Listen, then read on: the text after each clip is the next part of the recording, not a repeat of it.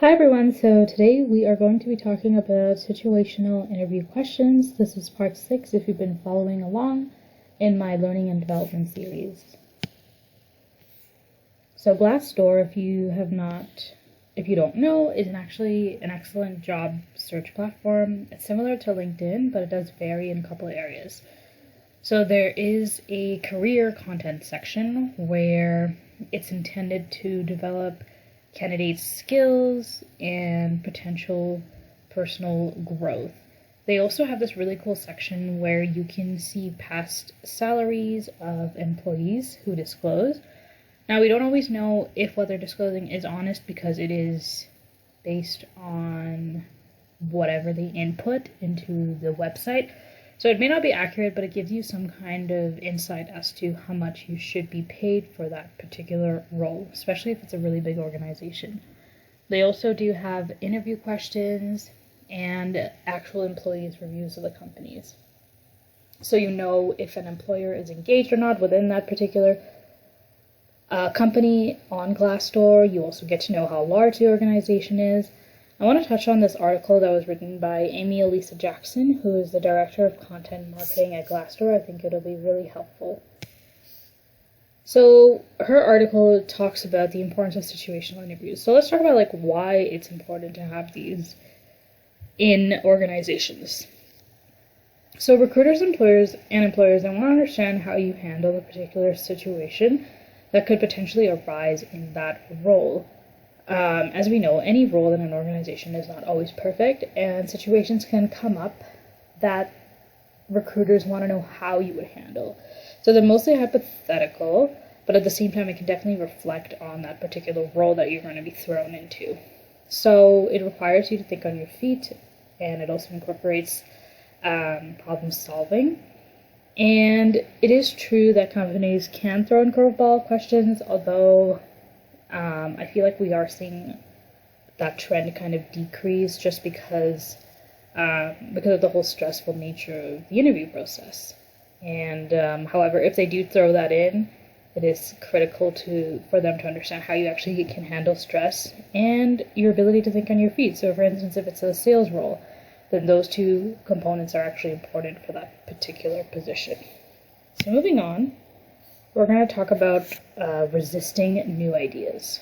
So a question could be, this is just a potential question that an employer could ask you or a recruiter could ask you, how would you handle it if your team resisted a new idea that you introduced?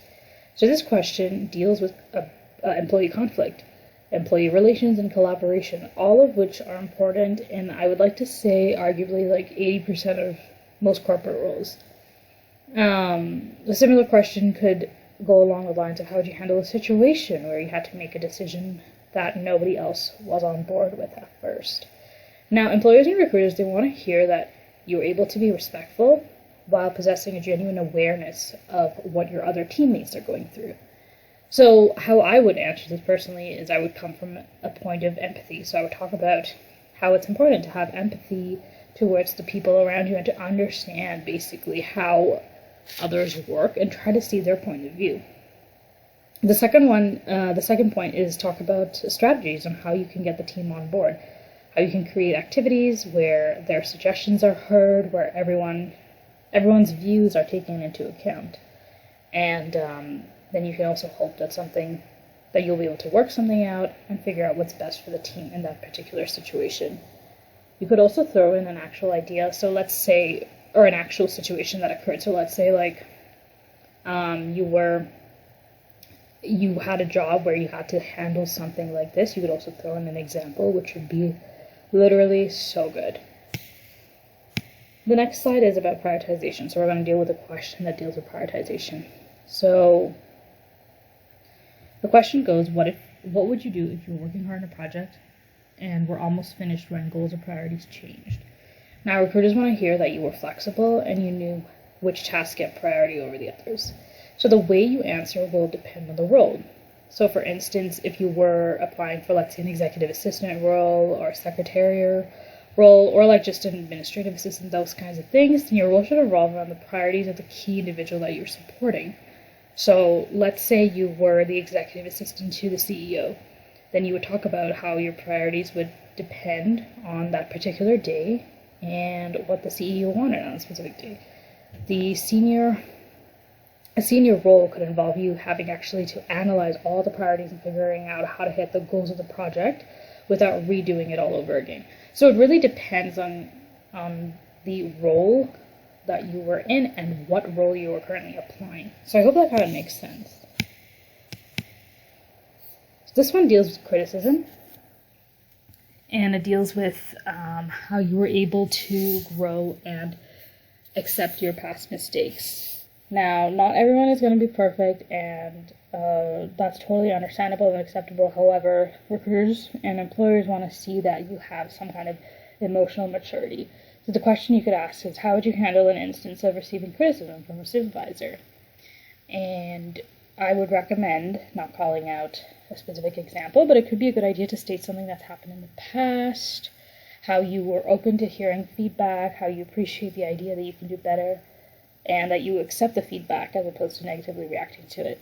With all these questions, you want to make sure that you're not putting yourself down, you're not also neglecting the situation and not caring for it. You want to show that you're capable of doing the job. The next one is about unsatisfaction. The question is, how would you handle it if you were unsatisfied by an aspect of your job? So, sorry, please ignore that mistake there, but that's supposed to say healthy. But they want to know that you have a healthy sense of professionalism. So some aspects of this role could be something that you're not particularly interested in. So they want to make sure that you're comfortable doing the mundane tasks, and you're not going to, not do responsibilities just because it's not part of your role description. So that kind of concludes Amy's article and just a little bit of my point of view, and I hope that was helpful, and that concludes this presentation.